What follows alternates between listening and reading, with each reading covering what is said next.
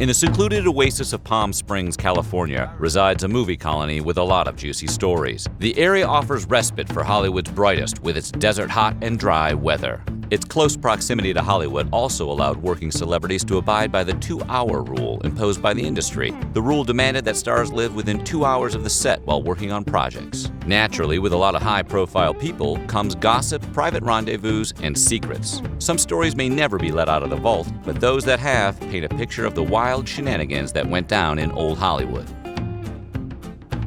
There was no better host in Palm Springs than crooner Frank Sinatra. Frequenters of his shindigs included Bing Crosby, Cary Grant, Marilyn Monroe, and none other than JFK. Sinatra wasn't one for boring party invitations either. As legend has it, he would raise a Jack Daniels flag as an invitation to party. Rumor also has it that when Lauren Bacall's husband Humphrey Bogart was diagnosed with lung cancer and given only 1 year to live, she began an affair with Sinatra. While they kept it mostly under wraps, close friends were reportedly aware of the tryst. The rumor was confirmed when the couple made it official after Bogart's passing.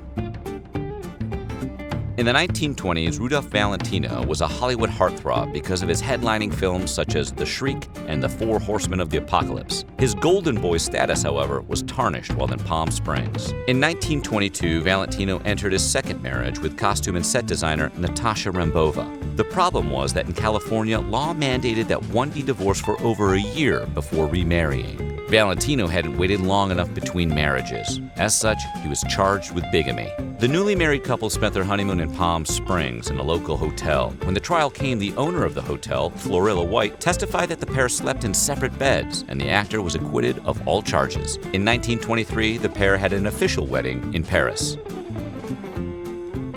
The king himself, Elvis Presley, also flocked to the oasis for his wedding and honeymoon with Priscilla. They rented out what was later titled the Honeymoon Hideaway for a year at the price of $21,000. Unfortunately, when neighbor Rona Barrett, a gossip reporter, caught wind of the celebrity wedding, she announced it, and the media flocked to the location.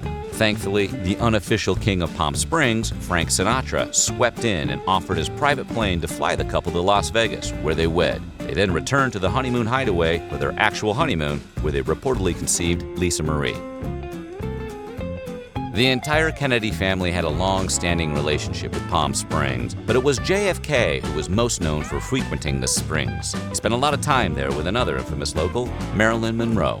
It wasn't just romantic relationships that the Kennedys entertained at the Oasis. JFK's father had ties to mob boss Sam Giancana, also a Palm Springs frequenter, and allegedly an active influence in JFK's presidency.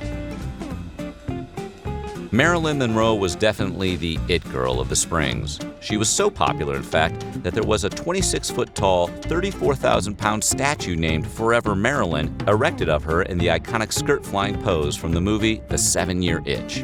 At one point, Monroe reportedly lived in the movie colony neighborhood with Joe DiMaggio, but the years leading up to her death were spent hanging out with JFK and living in a secluded pink bungalow.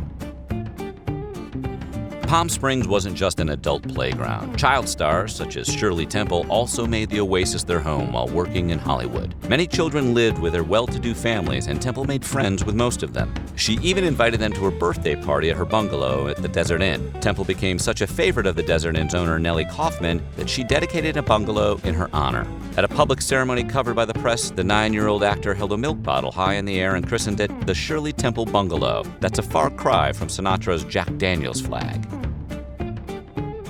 Sonny Bono retired in Palm Springs after his successful career in music and television. He opened a restaurant in the area as well as a tennis club before becoming interested in local politics. The irony of his packed schedule wasn't lost on him. "I originally came to Palm Springs to semi-retire," he said, "and I'm busier now than I've ever been in my life, including the time of Sonny and Cher." In 1988, Bono was first elected mayor, and years later he became a member of the U.S. House of Representatives. Bono's largest impact, however, was with the creation of the Palm Springs International Film Festival.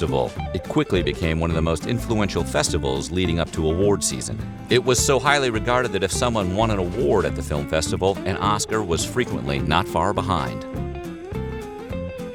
In the 1970s, Dinah Shore proved to be another musician and actor who enjoyed success outside of her art in Palm Springs. She became a powerful voice in the women's golfing world, setting up many successful tournaments while promoting the Ladies Professional Golf Association, the LPGA. Since her passing, her legacy is honored at the LPGA ANA Inspiration Tournament. This event also coincides with a wild party called the Dinah Shore Weekend. This gathering is the largest lesbian festival in the world and a celebration of a woman who did so much for other women as well as gay rights. This is just a taste of what the desert oasis of Palm Springs had to offer. If you like this video, be sure to subscribe to the channel, Weird History, and watch more videos.